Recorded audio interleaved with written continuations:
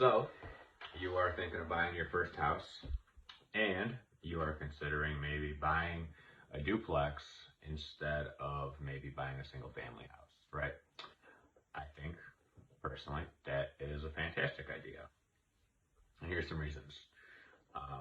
A lot of cities, even nicer cities, you can find duplexes in the same neighborhoods as single family houses, right?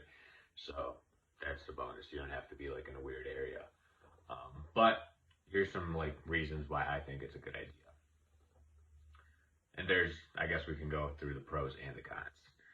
So obviously a duplex, let's just say that if you get a single family too, you would have a roommate maybe to split the rent, right? Because you want to be house hacking, right? That's what that's called. So duplex with the tenant next door, or buying a house with one of your buddies in it, right?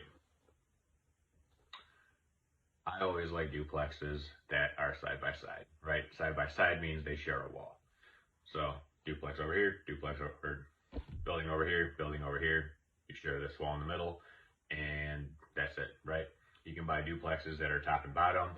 Those ones kind of suck because you either have someone stepping on your head, right, above you, or if you're above, then you're always kind of, walking on someone else's head. So you got to kind of be mindful of that. Plus, you're sharing like the whole floor plan most of the time. So there's a lot more noise that gets transferred as in comparison to a duplex, mostly one that's been built as a side-by-side duplex. Like the ones I have, they have a cinder block wall that separates them. So virtually there's not a lot of noise that goes through, right? Other duplexes that are top and bottom, you pretty much have your joists and your plywood and your flooring, right? So it is way louder than a side-by-side one. So that's just one thing to consider. But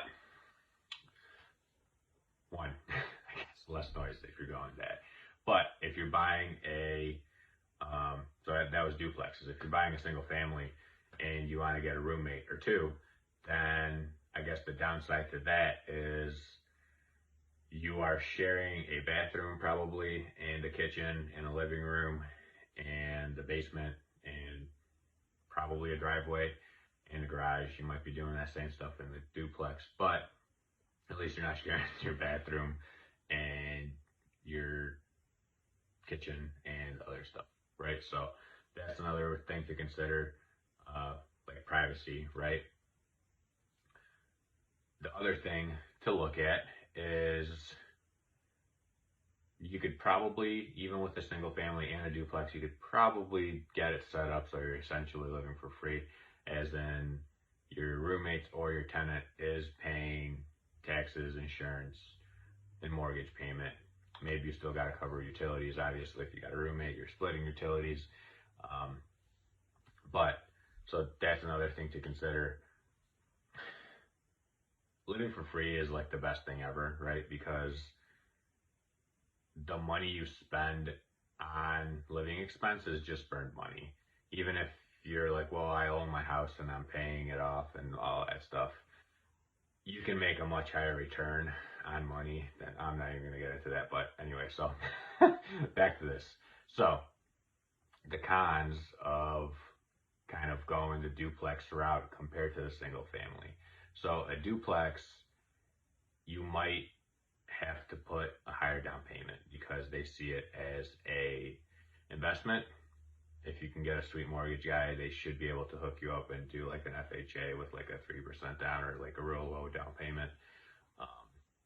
So that would be sweet. The other thing to consider, if you're getting a single family house, you're probably going to be 100% homestead, right? If you're getting a duplex, you're going to be 50% non-homestead, which means your taxes are going to be higher. Same thing with insurance. On a single family, it's probably going to be lower compared to a duplex. What else is there? Private insurance, taxes. So those are like the kind of cons of going to a duplex. Is you're probably going to have a higher insurance cost and a tax cost and probably a higher mortgage because you're probably going to be paying a little bit more for the duplex. But if your numbers work out sweet, and that's what I would always suggest is if you can find a place that you can buy and the mortgage gets covered by the unit next door, your mortgage, taxes, insurance, then you're essentially living next door for free because that tenant's paying your mortgage, right? And you're just living for free, right? Like what's better than that? And then when you're ready to go and maybe you just buy a house or maybe you want to buy another duplex the year after, you can do the same thing. And then let's just say the rent is like $1,000 next door. Well, then you're just putting $1,000 in your pocket because you moved out of your unit, you rented that for $1,000. That one's $1,000 is paying everything, and you're getting $1,000 in your pocket. So now you have that building that's giving you $1,000, plus you got your new building that you're again living for free in, and you're making $1,000. So how sweet is that? It's pretty awesome. But so that's kind of like the main differences between duplexes and single families, or kind of like the pros and cons, or I don't even know, but kind of some of the ups and downs of it to kind of consider if that's kind of what the route you're going towards. You can buy really sweet duplexes that have garages like the ones I have, and you can charge really good rent, and they're completely separate. All the utilities are separate, everything's separate. And I didn't house hack it. I wish I did, but I didn't know any better when I first started investing. So there you go. If you're going for either getting a single family and having some roommates or buying a duplex, I would say buy a duplex all day. Unless you're going to buy like a big old like mansion single family house and have like 50 roommates and then just have like a party every day, then that might be better. Probably not, actually, not at all, but it might be a sweet idea for like